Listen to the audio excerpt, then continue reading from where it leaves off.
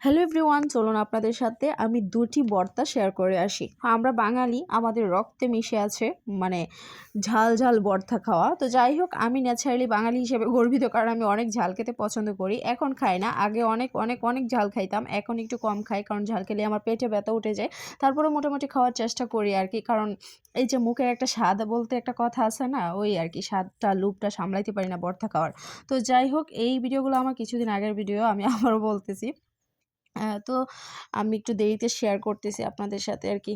তো এদিক দিয়ে আমি ২ পদের ভর্তা করব। একটা হচ্ছে পাটায় বেটে, আরেকটা জাস্ট বোনা ব্লেন্ডারে করে। তো এখানে আমি কাঁচামরিচ, রসুন আর পেঁয়াজ নিয়ে নিয়েছি। এখন আমি এটাকে মানে কোনোরকম তেল ছাড়া ভেজে নিচ্ছি।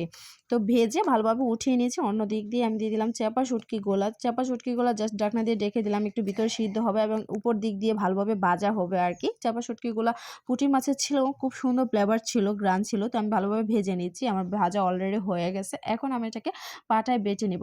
প্রথমে আমি মাছটাকে মানে ভালোভাবে বেটে নিচ্ছি, কারণ মাছের মধ্যে প্রচুর কাঁটা থাকে। কাঁটাটা ভালোভাবে বেটে নিলাম আরকি লবণ দিয়ে।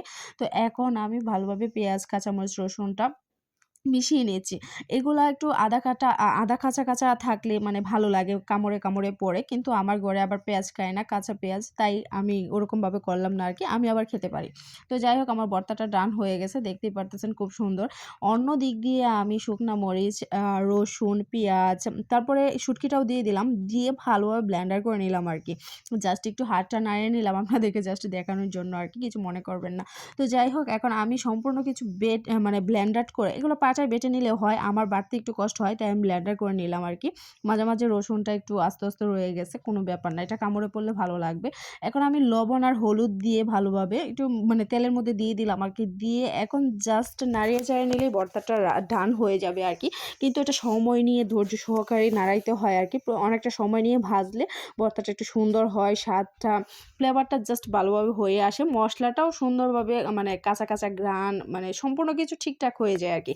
আমি যেহেতু এটা ফ্রিজে রাখবো, তাই বাটির মধ্যেই দিয়ে দিয়েছি একেবারে। তো ২ টা বাটির মধ্যে ২ পদে ভর্তা নিয়ে নিলাম। সাথে ছিল চিতই পিঠা, মানে খাজের পিঠা আরকি। এটা দিয়ে খাবো। তো আজ এই পর্যন্তই।